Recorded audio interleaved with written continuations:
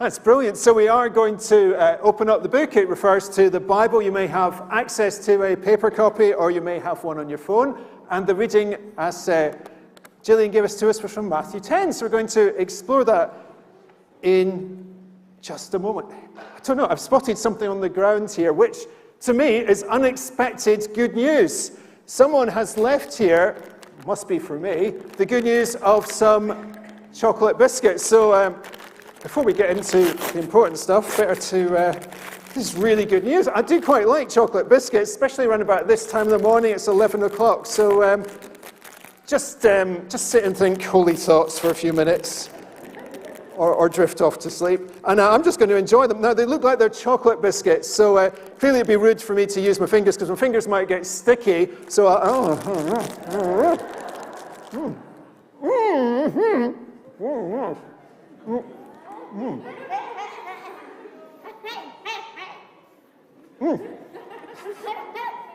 It's taking longer to swallow than I thought. Oh, so nice. These are, oh, look at this. There's even more good news. There's more packets. Now, I know I come to church quite... actually, they're proving really difficult to swallow. This was such a bad idea. No, I think this is really nice, but rather than you watch me eat chocolate biscuits, well, this is good fun for me. I'm going to put them here and look after them, because I don't want someone else to take them while we're trying to talk this morning. I'm going to also have a glass of water. Really nice. What an unexpected surprise to me.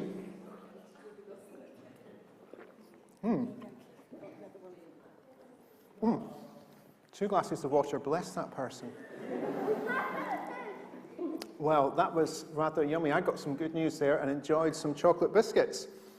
Well, it's good to see you this morning. Today is the 1st of March, and it is our parade service. So we got some very smart people in the uniforms here from Boys Brigade and from Girls Brigade. Now, if you're in the Boys Brigade, can you tell me what happened on the 4th of October, 1883? So it was quite a long time ago.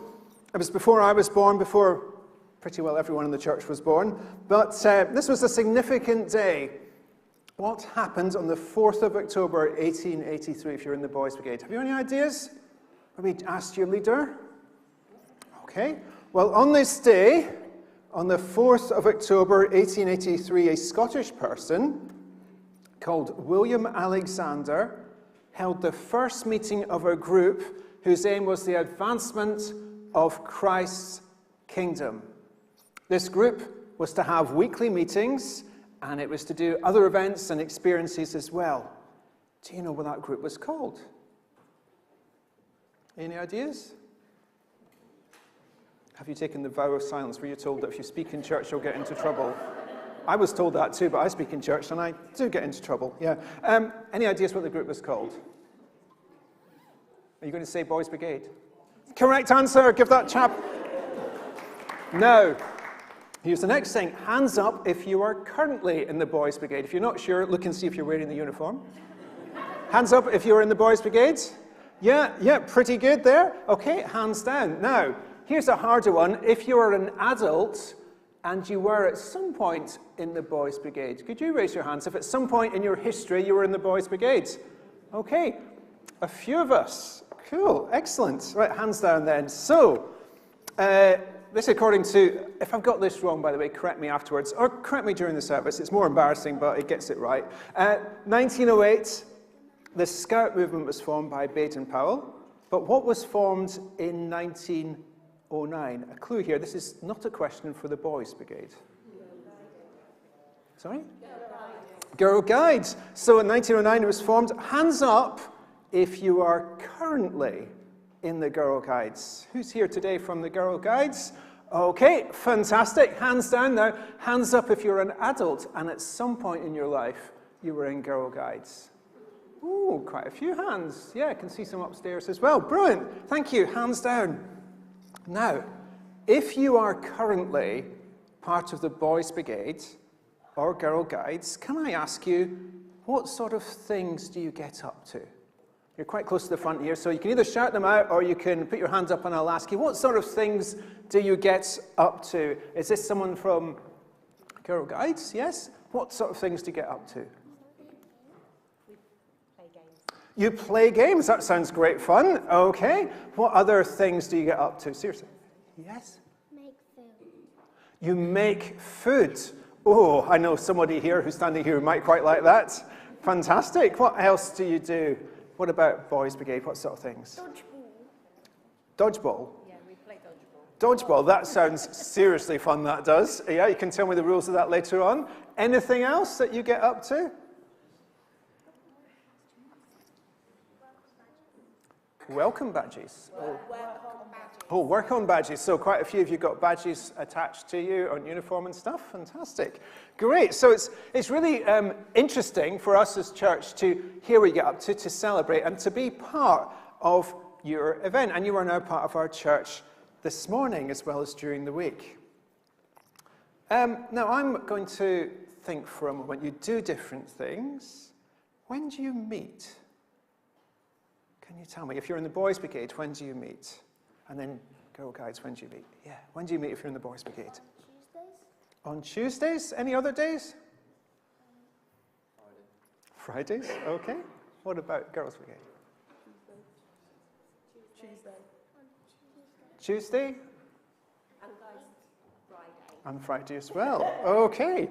Now, this might be a little bit harder, but do you have any leaders? Yeah, can you show us some of your leaders this morning? Maybe your leaders could stand up so the rest of the church could see who they are. If you're here this morning, you're a leader, give them a round of applause. Yes, thank you so much. Thank you for what you do, giving up your time, and it's really wonderful, isn't it? Okay, you can take a seat down. Thank you. Now, you go, you meet, you do different activities. Do you ever have to follow and copy your leaders? Do you have to listen to your leaders and do what they ask you to do? And perhaps sometimes they demonstrate what you have to do. So that's quite handy, because this morning we're thinking about following and copying. Now, for those of us who are not currently in Boys Brigade or Girl Guides, this is good news, because it's for all of us, whether or not we're in Girl Guides or Boys Brigades. We're all thinking about how we follow and copy Jesus.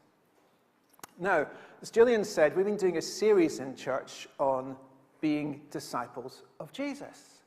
And disciples, well, it can mean different things, but the first thing is that it means being a friend with Jesus. And the first question I'd like you to think about just quietly in your mind as I talk away is, do you know Jesus as your friend? In our Bible reading today, as Gillian got us to say, Jesus had friends and he called them disciples. Can you remember how many disciples we counted out? 12 disciples. Yeah, Jesus had 12 close friends or disciples. Jesus knew his friends, and his friends knew him. His friends wanted to follow Jesus. And the good news this morning is that Jesus wants you and I to be his friends too. Friends of Jesus want to grow more and more like Jesus. Disciples follow and copy Jesus. Now, for the adults here, but maybe for our younger ones too, Chris Rogers writes, "The life of a disciple is a disciplined one of following and imitating Jesus." The life of the disciple of Jesus is unique to any other, as we learn not only to follow, but also to start to do the things he did. Imitation of Jesus is the key to actively living out our faith. First question, do we know Jesus as our friend?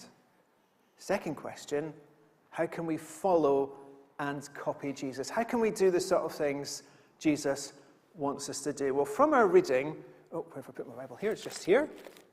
We've got three things that are worth quickly thinking about. First, Jesus calls us to him. Verse 1 of Matthew chapter 10. Jesus called his 12 disciples. Have you heard that little voice of Jesus saying, "Come, follow me"? And have you responded to it? Second, Jesus gives his disciples something to do. When we go to Jesus, we receive something from Jesus. This morning, I had some nice chocolate biscuits. I was going to get sweets, but I'm not so keen on some of the sweets, and they were a bit more expensive, to be honest. We've got, I thought it was good news to receive this morning. I thought, well, how yummy for me. When we get to know Jesus, it's good news because he forgives us for the bad stuff we've done, and he sets us out on a new course in life. It's really good news. Jesus gives his disciples something to do. He says to them, go proclaim this message, the kingdom of heaven has come near. Now, sometimes as Christians, we're a bit guilty of actually getting the come bit, but not getting the go bit. So we come to Jesus, and it's like Jesus offers us a really nice bag of treats. We get the forgiveness treat. We get the new life with God in heaven treat. But what we forget is that Jesus says, come, but he also says, go. In other words, the good news is not just for me to enjoy. When I sat there eating the chocolate biscuits all to myself this morning, that was kind of demonstrating how some of us behave as Christians. I want all the good stuff. I want to enjoy worship for me. I'll come to church if it meets my needs. I want to hear a message that doesn't upset me in the morning. I want to be told that everything's okay for me as a Christian. I want to come, but I'm not so keen on the going out, on serving those in need, on taking Jesus' good news to others. Jesus delights to give us good things. He offers us forgiveness and new life. But to follow and copy Jesus, we don't just receive good news, we're also to go and share it like. What does the kingdom of heaven look like? Jesus gives us some hints here in Matthew 10, which I think are absolutely fantastic. What's the kingdom of heaven look like that he wants us to be part of? It looks like the ill being healed. What does the kingdom of heaven look like? It looks like the dead being raised to life. What does the kingdom of heaven look like? It looks like lepers cleansed. It looks like demons driven out. When the kingdom of heaven is received and then shared, when we come to Jesus and then go out with his good news, lives are transformed, strongholds are broken, and amazing things happen. Verse 8, Matthew 10, freely you have received, freely give. So there's kind of two little challenges for us this morning. First of all, have we received the good news of Jesus? Have you invited Jesus to be your friend and Savior? And if you have, what about the go bit? Will you go and share this good news with someone? I'm going to say a short prayer, and then there's a very little activity which we're going to take part in just as part of our song worship afterwards. And the little prayer is an invite if we want to know Jesus as our friend. If we want to know him for the first time, you might want to make this prayer your own as I say these words this morning. But it's also a prayer for those of us who do know Jesus, that we'll have the courage not just to come to Jesus, but also to go out and share his good news with others. So let me just say a little prayer first. And just like we did earlier on, if we close our eyes, close our hands, and say, Dear Jesus, I thank you that you offer me the good news of forgiveness and new life. Please forgive me for the bad things I've done. I want to be your friend. Please help me to follow and copy you. Please help me to go more and more like you each day. Help me to receive your good news and to share it with others. Amen. Well, we are going to sing a worship song, and during that song, I've got quite a lot of little bags of sweets and biscuit things here, and I'd like you to take one. But unlike me at the beginning of the little talk bit this morning, not to eat it yourself, but to think, who could I pass this on to? So that's quite a difficult thing, isn't it? Because it was very tempting for me just to eat my chocolate biscuits this morning. But is there someone you could take this and pass it on to? Maybe someone here or someone at home. And it reminds us of that little bit of following and copying Jesus. We come to get something good, but then we also pass it on to someone else so they too can experience Jesus' good news for them. So I'm going to go and share out the remainder of my chocolate biscuits, and I'll hand it back to Gillian.